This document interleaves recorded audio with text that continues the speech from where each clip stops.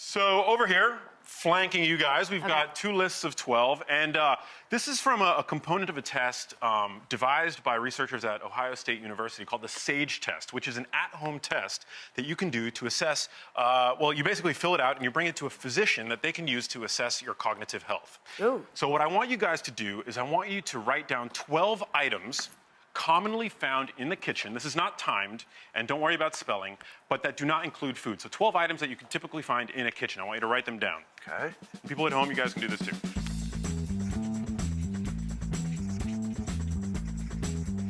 Right. Am I beating Rachel? You guys are crushing. My brain's very simple. I just guys very are an individual problem.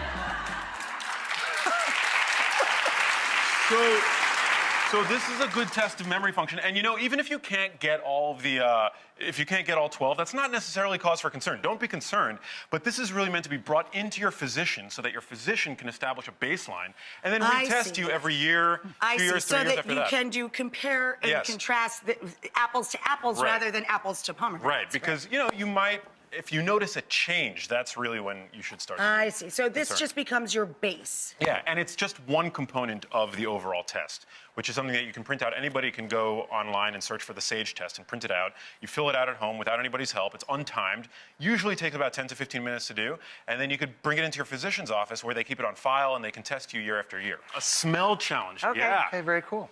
So this is really interesting, and this is the cutting edge of neuroscience, but it seems that odor identification is really strongly linked to potential changes that would precede cognitive decline. But again, it's something that in physicians' offices, they can now test and see if your cognition has changed based on whether or not you're able to perceive the odor and then identify it with the food item that you have stored in your memory. I feel like this is something that Rachel should crush. So this is meant to be blinded, so you're going to put on these blindfolds. Okie dokie.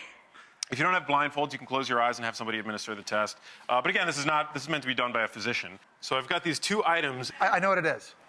It's peanut butter. Peanut butter. Boom! All right, next, keep those blindfolds on. Now I want you to identify these. These, plural. Okay. Ooh, sorry. Oh man, I don't know what this one is. Some kind of citrus?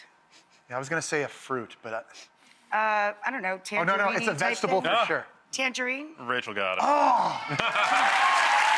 Last up. Am I still by the table? Yep, okay, yep. I got you guys. All right, ready and go. Oh, peppermint. It's like, yeah, yeah.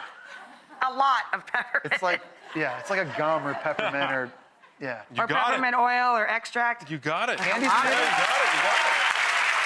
Our brains are intricately connected to our senses, and it seems that olfactory function, which is, you know, our sense of smell, is linked to cognitive decline, and actually it's one of the first senses to be affected by cognitive decline. I had no idea. Yeah, very cool stuff. He's brilliant.